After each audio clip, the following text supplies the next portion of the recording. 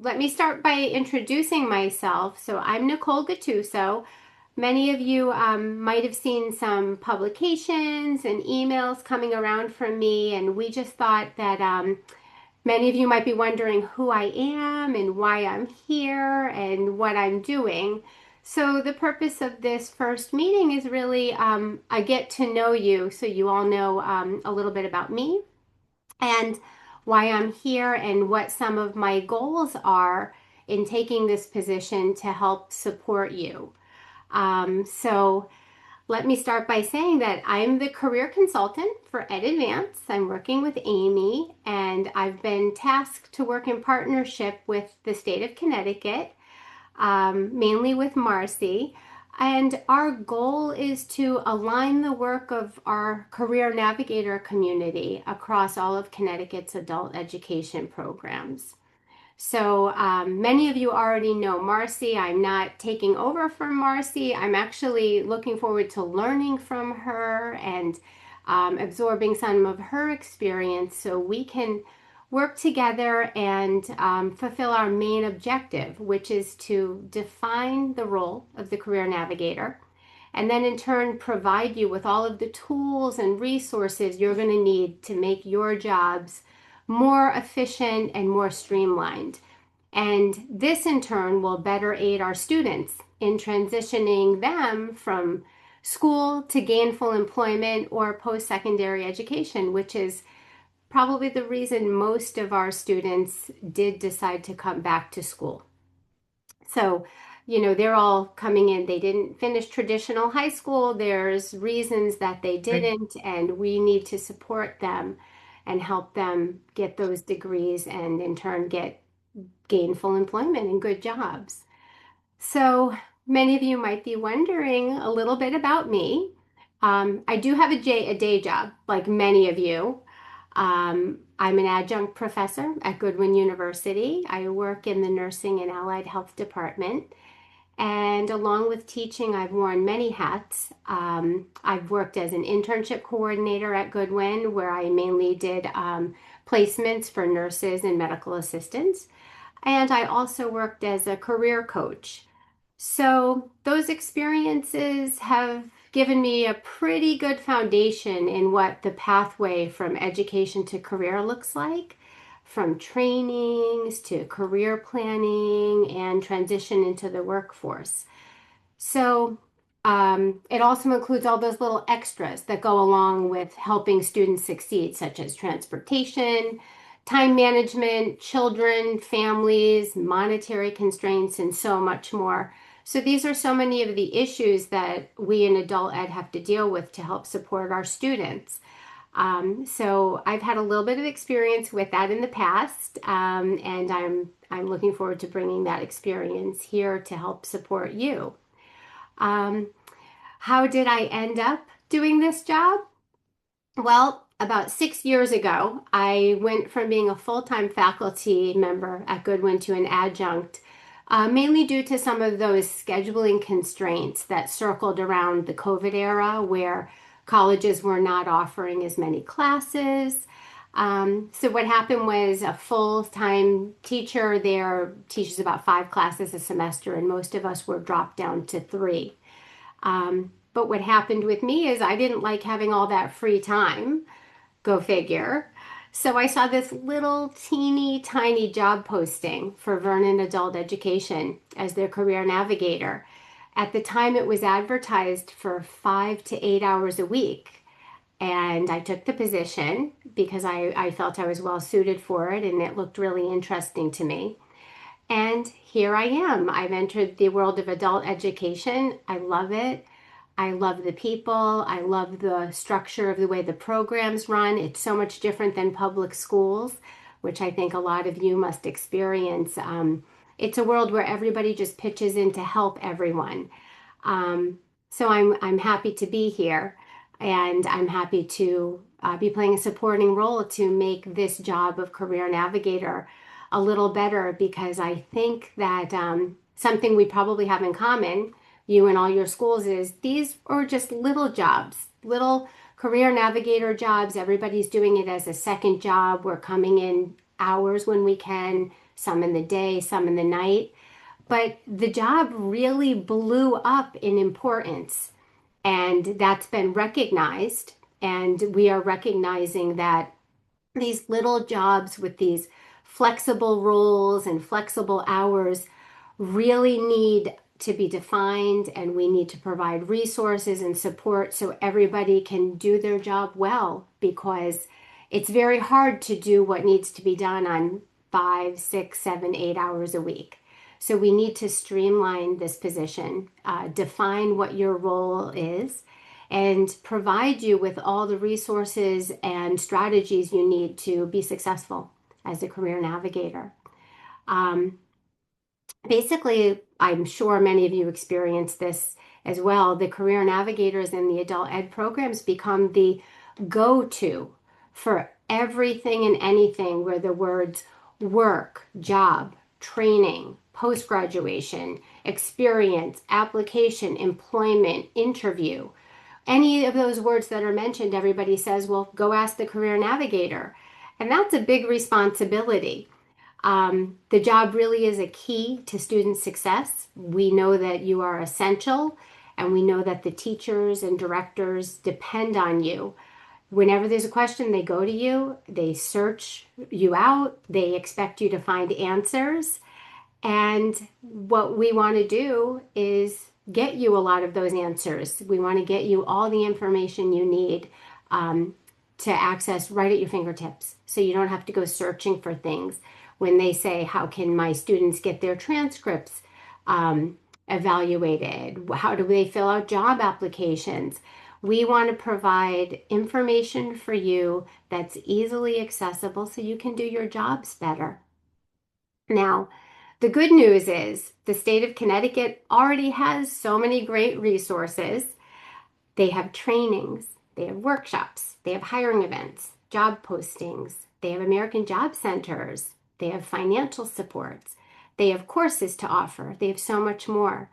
But as the career navigator, do we know how to access all of this information? And then in turn, do we know how to utilize it and get the information to our students? Things that come up as a career navigator are, do we know how to create resumes that won't be spit back out from online platforms? Do we know how to write proper cover letters? How to address workplace professionalism? How to prepare students for interviews? How to work with career interest and assessment tools? How to source training opportunities? How to support students who need attire, food, shelter, transportation, childcare, how to teach students to manage their time.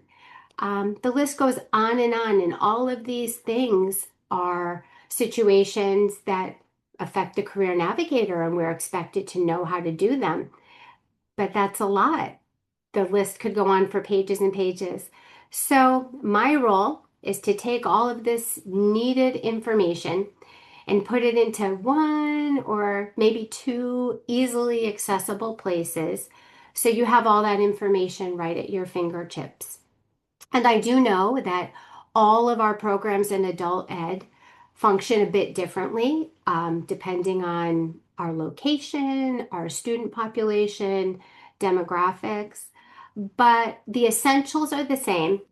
And that is the basis for the need for this information. So we need to create some consistency and structure for your career navigators. We need a job description, and we need job resources so we can all do our jobs well and serve our students well. So we have a few things in store for you.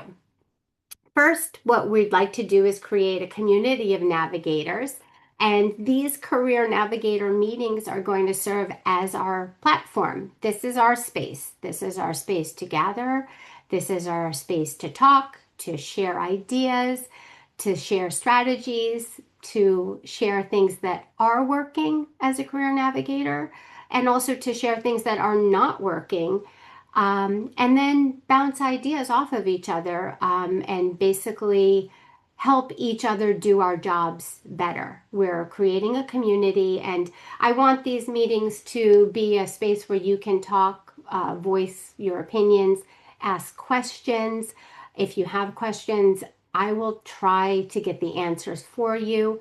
Again, and it's all in the spirit of getting this job some structure and consistency so we're all operating the same. Second, we are developing a course. I know you hear the word course and think school. Many of you may have already done the course that was offered. I believe was it last year, Marcy, or 2 years ago? 2 years ago. Many of you may have done that course, so you're getting a little PTSD. This new course is not going to be like that. This is more an online information platform that will serve as a bit of a training for a career navigator, but it will also serve as a housing site for all of the resources you are going to need to do your job. So if you have a question about resume writing, you will be able to find sample resumes and resume structures, cover letters, resources for all the things I previously mentioned that the state offers. It's just going to be a big housing hub for all of that information, maybe strategies about how to speak to students about food insecurity, workplace professionalism, proper attire, interview skills, things like that. You will go through the course. It's not going to be graded, but it will be completed, and that will serve as a little bit of a training, online training manual for this job. And as we acquire and develop new resources, we will continue to add them to this course. So again, all you'll have to do is log back in and information at your fingertips to help make your job easier. It's all in the spirit of helping make this role easier and more efficient so the outcomes for the students are better.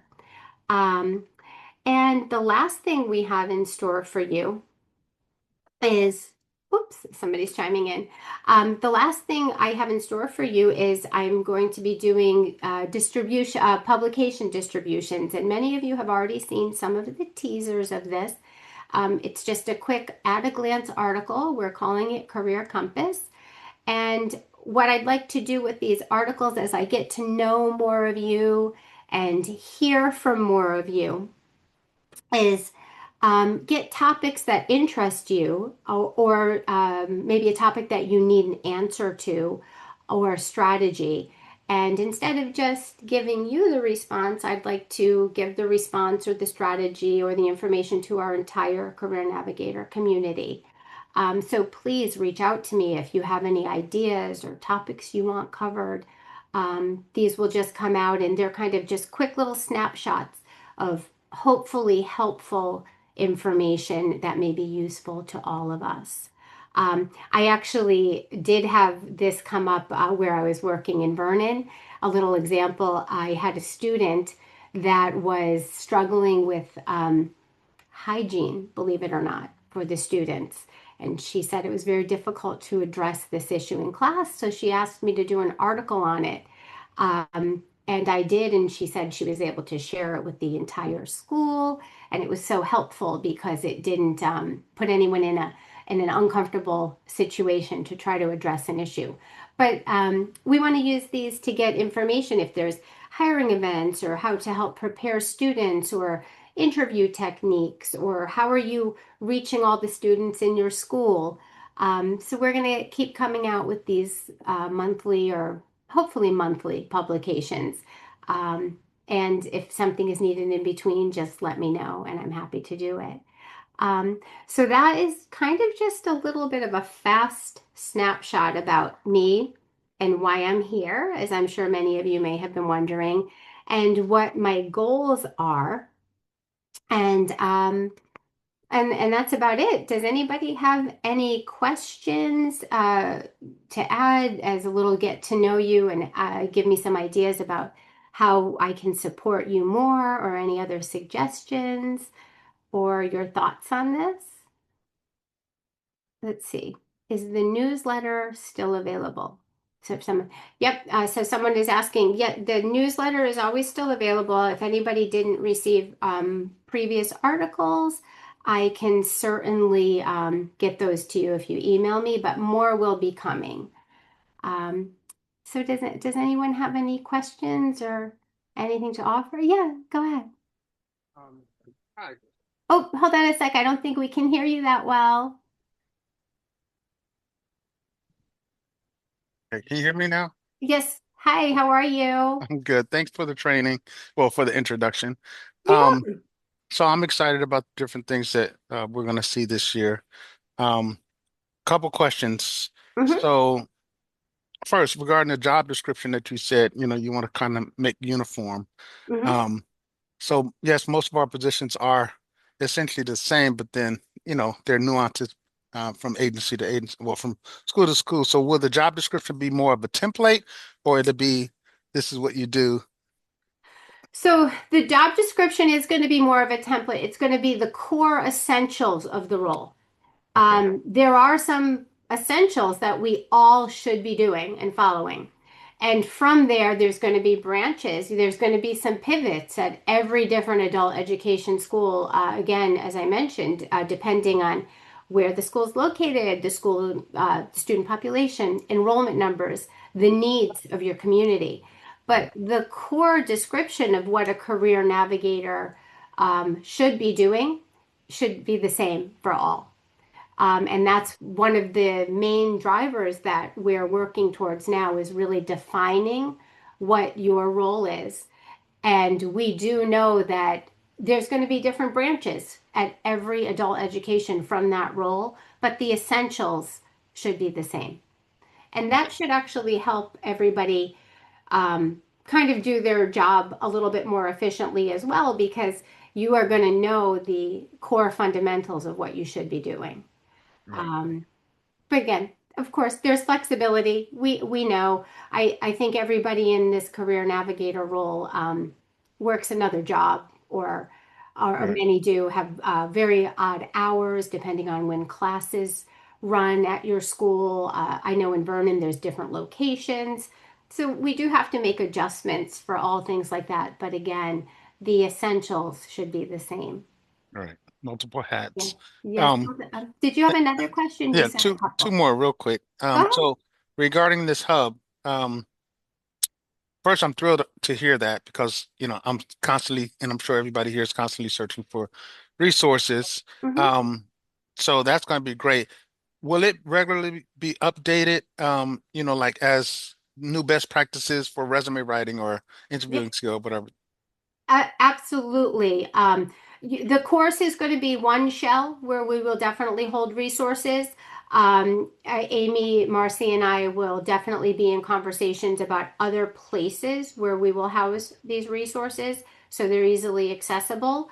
That was one of the main topics. But as we get things in order, we will constantly update the resource bank Okay. because the world is constantly updating. Right. So we will make sure that everybody has access to it and it's going to be easy to find and again at your fingertips. So Okay. yes, we will be updating as new things come in. And then will that include like information regarding new immigration laws or things? Because I've been having a challenge with um, placing certain students who have a temporary protective status into certification opportunities, um, Yeah. particularly with CDLs. And so there's been some back and forth on that. And so I'm trying to pull information from different places. Now, I got a good answer yesterday, but just in general, things like that, will that also be, since that is essentially one of the career navigators' responsibilities to know that information? Oh, oh, it looks like Marcy. Okay. Sorry. The, some of that will be forthcoming from the state, and I think you can well imagine that at this point in time, we're really in a bit of a state of flux because some of the temporary protective status that was supposed to be revoked is now on hold pending the outcome of the lawsuit regarding that. And so, there's a lot of uncertainty at our level as well, because we want to be careful not to say things that point you in a direction that you shouldn't go. And I think, at this point in time, my strong advice to folks that are dealing with the immigrant population is to engage with services from people who are in the field as immigration related attorneys. Always I would always encourage students to talk to those folks, to talk to the immigration services themselves. And as I mean, as much as that can be facilitated from our end as possible, because there are so many different forms of legal status for individuals coming in from other countries. And I'm some of them are allowed to work, some of them are not. We have everybody from people with refugee or other types of status relating to, issues like crime and war and other things going on in their countries, and everyone up to and including the wives and husbands of people that are professionals working here in this country and they want services. And, I think when it comes to advising um, folks who have some sort of status here in the country, that we really shouldn't, you know, just because there are so many nuances to all of those different types of statuses that, if they're doing the wrong thing, they can really mess up their process and procedures, whether they're pursuing citizenship or, other types of further integration into the United States. So I'd be really careful about that. I think, what we want to do with our students in general when we're working with folks that are seeking employment is to always make sure that they have authorization to work in this country. And we're aware of, I know Morris, Susan, and we've been back and forth a little bit Right. because you have um, students with TPS who are looking for CDL licenses, and they put a hold on that um, for some very unfortunate reasons. But right now, that's kind of a hard and fast rule that people with temporary protective status, and there are some others regarding that. But as I said, I'd be very wary of wading into immigration work authorization because it's complicated and we don't want to give anybody bad information. So I would say making sure that when we're working with students for formal employment, and I'm talking about employment through either your local employers or through the workforce boards, that's the first question they're going to try to suss out, is whether people are legal to work in the Okay. US. And they can, but there's a variety of different statuses. Otherwise, we're not doing a good thing. Like I said, it's just complicated, and it's even more complicated at this point. I Right. think too, we're looking to always see what are your challenges, and that is certainly one of them, right? Immigration status is just front and center at this point in time for a variety of reasons. Um, what other challenges are we seeing out there? Things that we can help you with, whether it's helping you define your roles. Where are we at this point on February 19th, 2026? Well, Nicole said one thing regarding like how to handle or how to speak with people about their hygiene, because I had that situation last semester, which was very awkward, and everybody came Yeah. to me, and I was, I said something. I still felt like I probably did it wrong.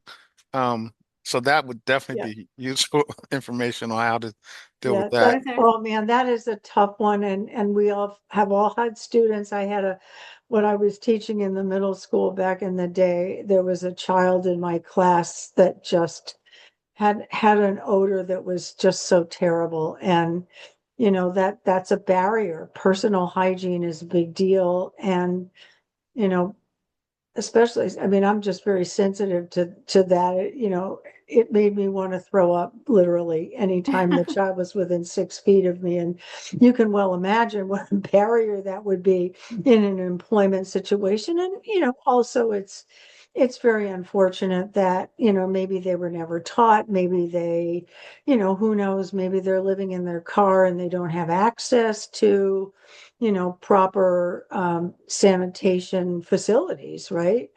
So I would also say, finding out if they have a social worker, if they have disabilities that maybe some of your other organizations like Demas or some of those some of those organizations can help with.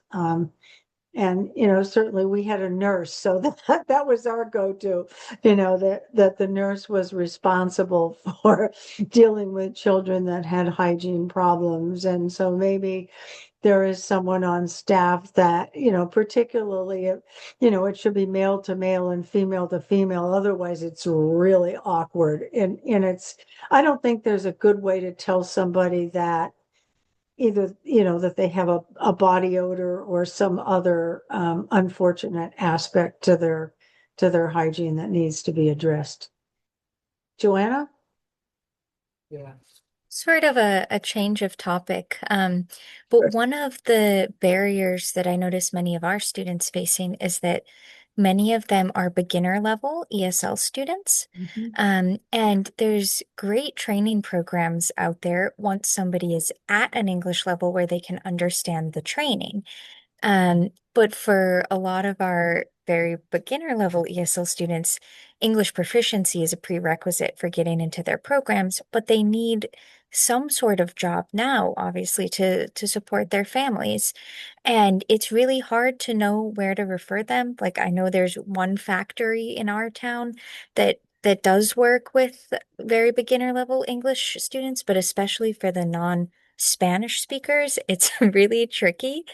And I wonder if there's any research or referrals or anybody has ideas or if there's some guidance out there on what kind of jobs are a good fit for people who don't have strong language skills in different fields. Is there something besides factory work for people who can't do that or who just don't want to do that? I know some of our students work as personal care assistants for people like home health aides for people who speak the same native language as them. But if there's any other recommendations sort of within that area, that is something that would be really helpful to me if it's also helpful to others. right. That's a great topic, and that is good information that we can gather and provide. That we come across that in all the schools. We have a lot of food service, that type of thing. Cook. I have a couple of students that they were cooks in their country, so they can cook. Construction, things like that. But I'm making a note of it. That's a great topic to provide some more resources. I do want to just stress something, lightly stress it though. Um, we do help the students get jobs and work, but we do have to remember as career navigators that you are not an employment agent. You can refer, and it's kind of hard. You get to know these people, you take it personally, you make it like your mission, you want to get them a job. But it is important to remember that we are there to act as a bridge to provide resources. The pressure is not on you to be the employment agent, though. And it's very easy to get caught up in that momentum and take that home with you at night and think about that. And, you're online at night scouring websites and things like that. But again, another need for these resource banks is for you to have places to refer them to go to. Off the top of my head, an American Job Center might be a really good start. Um, Percent. um, because that's where they're trained to deal with people with the lack of proficiency in English and provide the trainings. So that's one of the main things. The state has these resources in place, but are we using them? So a Right. great referral is to set them up an appointment at your local American Job Center. And Right. then they can take it from there. And that's the point of being able to utilize what the state already has in place that we may not be using to its potential. Right. And one of the, I mean, all of us as consultants serve different geographic regions. I serve the North Central region, as many of you know. So I work with Capital Workforce Partners and with Sean Joyce, who is the contact at the American Job Center. And I think it's important that as career navigators, we develop relationships with the navigators who are at the AJCs. And I realize that you're all in different regions, and some of your AJC personnel are easier to reach out to and easier to contact than others. But I would strongly suggest that your relationship needs to be navigator to navigator. So making sure that you're making those contacts, because I think one of the things we'll be following up with, North Central has a meeting next week regarding just some follow-up on our interactions with the AJC in Hartford, and some opportunity to ask questions and talk about your experiences if there have been disconnects, right? Like we hear about sending students over and then not getting follow-up. And, I wonder sometimes if it's a matter of the students get a message in their email from the navigator over at the job center and they're not good at checking their email, or maybe they get a call and don't recognize the number and they just don't pick up. And, so I think we need to work harder to kind of suss out where the disconnects are and make sure that the folks at the American Job Centers really need to know that you guys are available, that you're the bridge, right? And if they reached out to a student that they potentially were going to serve and didn't get a response, knowing that they're from adult ed and knowing who's serving them, they need to be reaching out to you. And that's something that we need to make very clear so that you can then go to the student and refacilitate those connections. Because one of the things we really came across very strongly when, as we've been having our meetings with the AJC, is that, there's just a lot of stuff out there that we don't know about. There's all kinds of WIOA programs. There's this, there's that.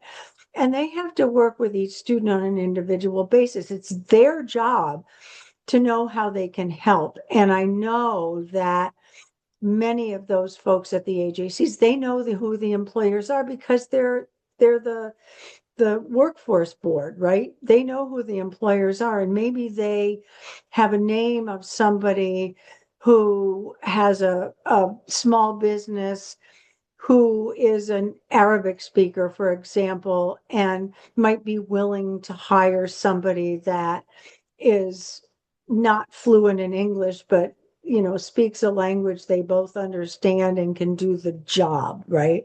So I think, it's just working through our contacts to those folks that are the employment professionals. Our job is to, as Nicole said, is to skill them up, right? We're the education professionals. We're supposed to be making sure that if they're credit diploma students, for example, that they're taking courses related to their career goals. And we're the people that should be helping them to make sure that they're being good communicators, checking their voicemail, answering their phone calls, checking their flipping email.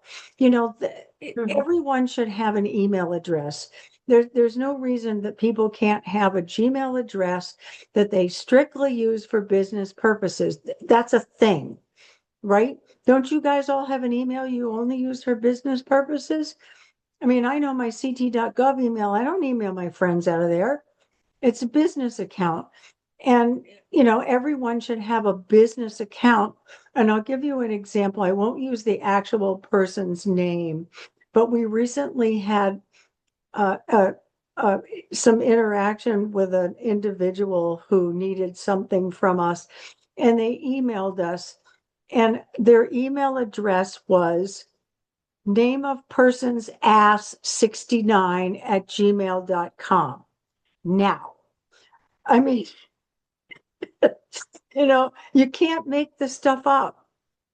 If you as a business person saw somebody email you from that account, would you hire them? You got to be kidding me. And these are things that you guys should be working on with the students you serve. Do you have an email? Is it only for business? Is this the one you use when you reach out to employers? Is it acceptable? Do you check it? We talk a lot about with the directors, we talk about the follow up to find out what students are doing after they leave us. And, as they're going out the door, that's when some of the providers make sure everyone has an email address. Or worse yet, they don't make sure they have an email address and they just email them out through laces and expect them to respond. This is a mindset. This is a habit of checking your email, returning your voicemails. I can't even tell you, we do a lot of outreach, right? Because, Laura, who's in the GED office, who does all of the transcripts and everything else. And I deal with a lot of, I deal with the homeschoolers. I get a lot of calls from the public. I can't tell you how many times I have tried to return a call only to have that message come out. The person's voicemail box is not set up, or the person's voicemail box is full. Well, how in the Sam Hill do you expect me to call you back?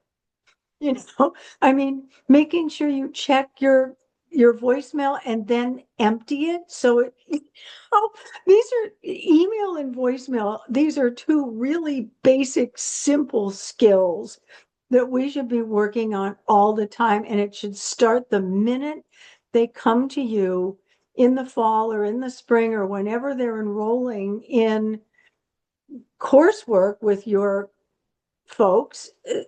Do you have an email address? What is it?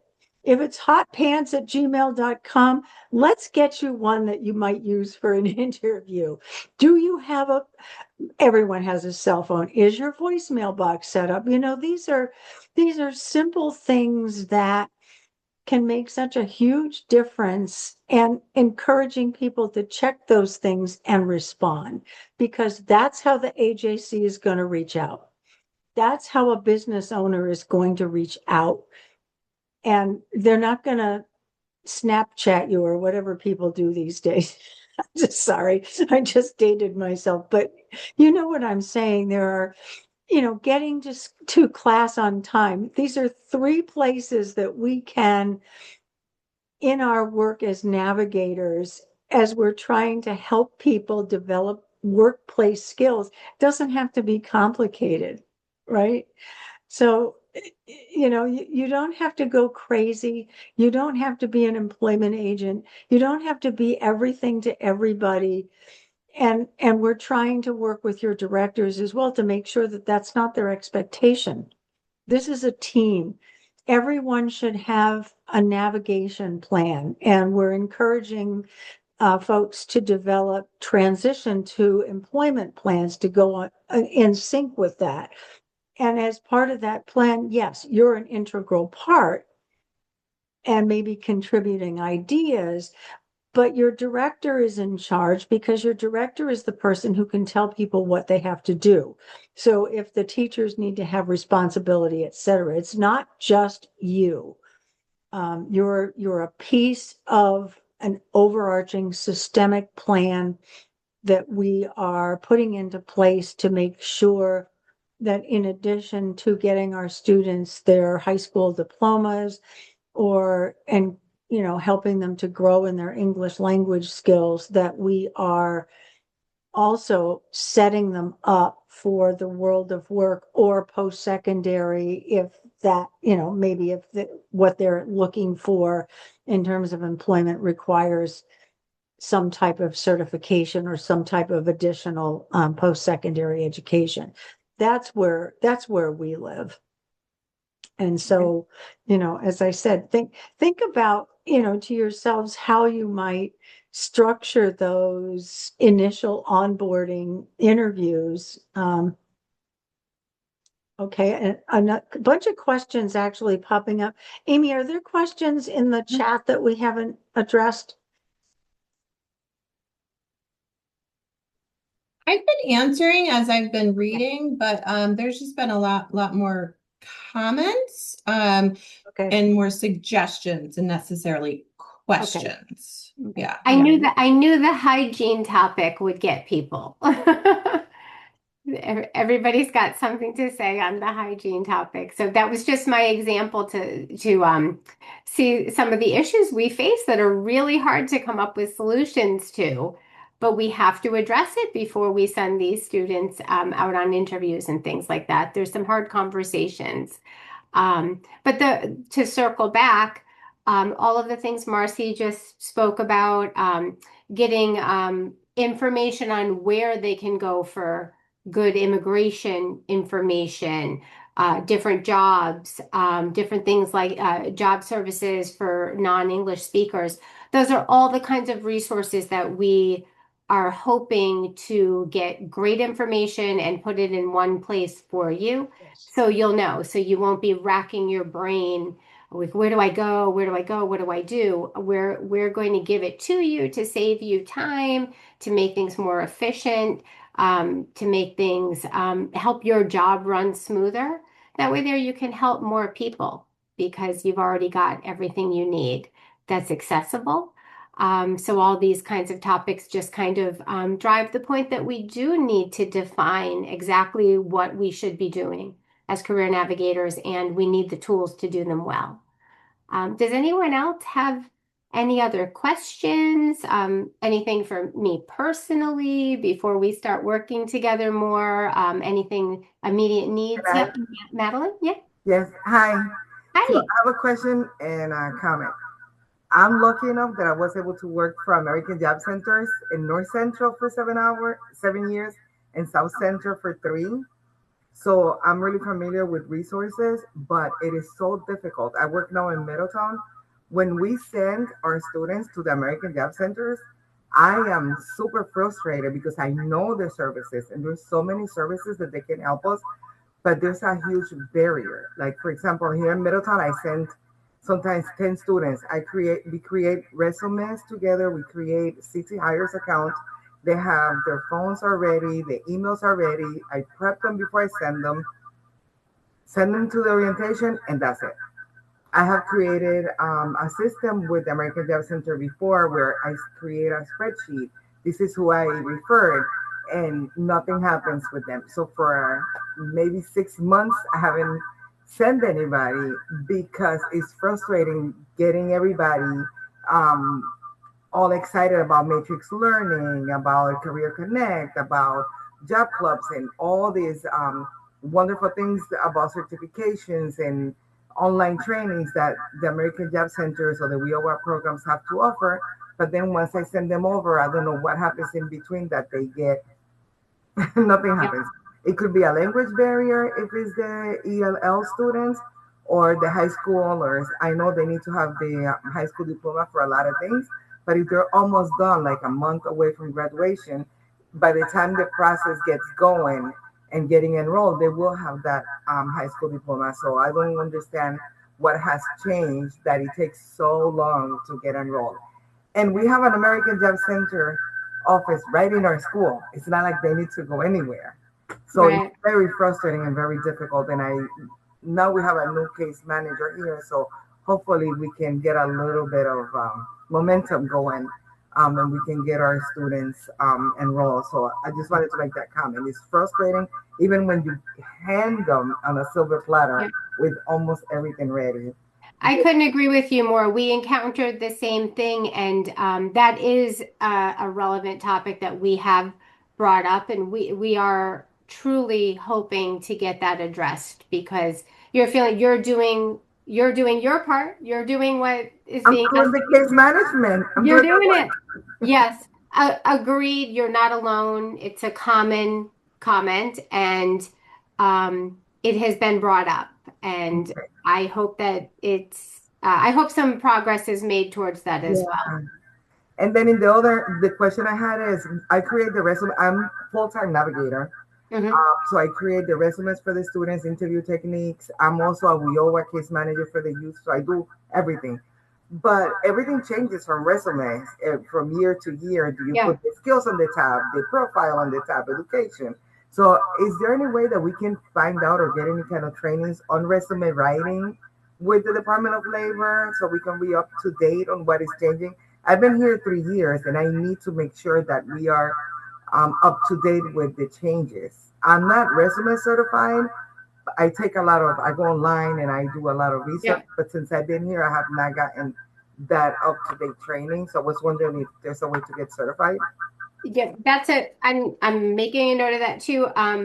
So just so I don't forget to tell you, towards the end of this year, we will be sending out a survey to ask what is needed from you. So again, that's exactly going to be the point of our survey, so we can compile all the results from everybody and make sure that we get the answers, provide more resources on those things, maybe find a training for the navigators on that. So there will be a survey coming out, and that is the exact focus of the survey, but that doesn't mean we can't start looking into it now. But agree with you. That was one of the points, if anyone was listening to me before. Resumes, we make these beautiful resumes, but you pop it into Indeed and it won't even read it. Gets Yeah, spit right back out. They don't like things resume. on the side. Now they're saying don't put an address on a resume. It's not needed. And don't Correct. don't do slashes, use bullets, different things like that. Yeah. So And again, that's a great idea. one Yeah. other thing, because of so many barriers with our students, now we're trying something new here. I work really closely with the social worker and the guidance counselors. So we're creating now a resource day, and on that resource day, we're going to start bringing like we haven't one on March, BRS and Abilities and Beyond, and the American Job Center from South Central. Hmm. This day, we're going to address smoking weed, mental health, and employment on the same day. So to see how that works, because kids smoke and they think nobody can smell it, or depression, anxiety, all these things. So we're going to try that different approach of taking one day for um, mental health and like self-sufficiency. How can they find all these resources in the community? So we're going to try that and see how that works with the students. But working with your social worker and the guidance counselor is a big help. Yeah. Yeah, it sounds and your ideas are exactly why we want this forum to share these ideas. If that's a success, maybe by sharing it, some of the other navigators may want to try something like that in their programs. So thanks for sharing that. It's all great ideas, and I wrote down resume workshop. So we'll get a jump on that before the survey comes out. Thank you. Yeah, we did talk about that with Sean Joyce from North Central to, see if we can get some more assistance for our navigators. And the questions that are still coming up about immigrant employment, don't forget that you folks have really good resources in your communities that can help you with that. For those of us in the Hartford region, it's the Hartford Public Library. They have immigration attorneys on staff that can assist people. Morris, I might talk to Andrea Byrne over there at Stanford Literacy Volunteers. I know she has some really good contacts, so in South Central in the New Haven region, it's Iris. There are a plethora of organizations that specifically serve refugees and recent immigrants and everything in between. So, look for those resources within your communities because those are the people that are likely to have immigration attorneys on staff or have access to them or have some contacts that can give you good information because it really needs to be an immigration attorney or it needs to be somebody from USCIS. We used to have a really good person, a really good contact with the portion of the federal government that was still located in Hartford. And she moved on to another area, and we had a guy in Boston, and he kind of, I guess he retired. And so our contact at the US Customs and Immigration has not been the firmest, but still reaching out to those offices to find out, good information to have your students connect, not for you, for your students to connect and find out what they are and are not allowed to do and how they can get help in getting what they need to be able to do what they would like to do, if that makes sense. I did just share a link, and I know I see Madeline is also sharing some links, but the one that I shared is something that was just shared in our program facilitator meeting by Angie Falbo, who is our ESL and citizenship consultant, which gives you access to a directory of different legal services. She puts that out there to ESLE teachers and citizenship teachers. And again, just as Marcy said and Nicole have said, reach out, see if you could find any legal services for your students in your area, but that is supposed to be a directory of different services that are available for them. So it might just be a good resource for you to look up and to make sure that you're not giving them the legal advice, that you're sending them somewhere, obviously more of a vetted individual. And I know that can be difficult, but I just thought I would share that since that came right from one of our consultants. So Thanks, Thanks, Amy. Does anyone else have any questions or even comments or something that you would like to maybe see or discuss for the next Navigator meeting? Is there anything that would be helpful to you, or is everyone great? No? Well, you mentioned the transition plan Mm-hmm. and the career plan. Mm-hmm. I would like to see because to me it sounds like the same thing, but obviously it's not.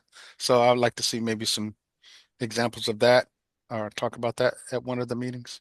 Yes, we could definitely do that. The course that we're building now actually has those embedded within as well. So we're getting it all together. We're working really hard on a transition plan and demonstrating everybody's role in these transitions, not just the navigator. It's not just the navigator's responsibility. There's a little piece from everyone. So we're working really hard to create good transition plans, good career plans. We're embedding them in the course. We'll get them to you in other avenues as well. But again, all easy access once it's done. We did get a bit of a late start, as you know, because contracts were on hold, but we're really propelling forward now. But your suggestions, your comments, your needs, your ideas are what is going to be really beneficial so we can build out these resources and have them be really valuable and useful. So if you'll think of something, you can always email me, email Marcy, Amy. I don't want to speak for them, but you can always reach out if you need answers or something, some kind of resource or support or idea or strategy. And we're just going to keep compiling it and trying to put them all in one place for you. So Thank you. you're welcome. So anyone else have anything else to add? Any criticisms? No, Does anybody have a complaint? Complaints are always good to address. I have something to add. Hi, everyone. Hi. Would it be possible if a like a Navigator contact list could be created so that way um, I think that would be beneficial for us to be comfortable to reach out to other navigators in the region, for assistance, even if it's just to send an email saying, hey, this has come up. Have you dealt with this? I think that Yep. might be that would be very helpful. And then the second point I had was for resume writing, the Job Center offers a free fundamentals of resume writing class. So that would be the quickest way to kind of see what is what's going on in the resume world and if anything has been updated. And it's free, right? And who doesn't like free 99? So that's it. Those are my 2 points. Right. Yeah, well, thank you. Yes, I'm glad that you want a Navigator contact list because one of our objectives was to create a Navigator community because who better to help you with an idea or a problem or a resource than a fellow Navigator? So absolutely, the answer to that is yes. The other thing is when you see me send out the next edition of the Career Compass, that is our State of Connecticut Career Navigator distribution list. But we can get something more formal in place, which is a great idea. So thank you. Thank you. I have one more question. Yes. How can we get on the list for the Career Navigator, like Compass, like articles? You Or- should be on the list already 'Cause I don't because get those. I don't know if it's because I was never added when I was hired, oh, just because I've never received any. oh, you have it. Okay. You know what? Well, we will make sure we do Okay. have, yeah, let me just see. Would you be okay sharing your email? I would say, Nicole, just have her email you. We'll throw Yeah. your email again Yeah. and yep. Yeah. I was going to say share your email with me and I can make sure it gets on the list. Okay, Yeah, awesome. so just a quick note. So that list is developed from what directors put out that Marcy collects as far as information from the jobs, usually at the August, September timeframe. So things change, people change. We don't always get that updated information.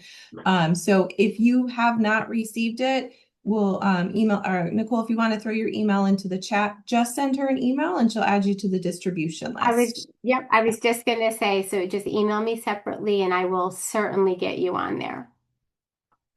Thank you. So anything else? No? So, well, does anyone else, I didn't mean to cut you off, Marcy or Amy. Does anyone else have anything to add or say before we go? I'm going to just really quickly add my email before. So anyone who needs to get on the list, just email me here and we'll make sure that you get on. I thank you for your time coming today. I know everybody is so busy. There's something in the air lately. Everybody's either sick or busy or both. So that's what's happening in the world today. Again, reach out anytime. My email is there if you want topics covered. We'll try to have another meeting. I want to say, are we March? Did we? I believe we may have another meeting in March. We'll try to plan something else for you. But in the meantime, if there's a topic you would like covered, just let us know. And we'll try to keep this as a Navigator community to info share or bring things to your attention. And we will continue diligently working on building out all of the job fundamentals, the core responsibilities of the Navigator, and getting you the resource bank that you'll need to make everything streamlined, easy, and efficient. So, I think the next meeting is scheduled for May, so oh, we it's May, probably need to. It's scheduled For for April April. 30th. It's April. scheduled for April, yeah. So Okay. April. it's still on like the every other Yeah. offsetting school counselors, but we are looking at doing adding a few more for next year. So Yeah. that way it's not necessarily every other. But if you have suggestions or you want to see more, just let Nicole know as well. Yeah. So thank you for coming out. It's nice to see you. I hope to get to know the rest of you more as the year goes on and through next school year.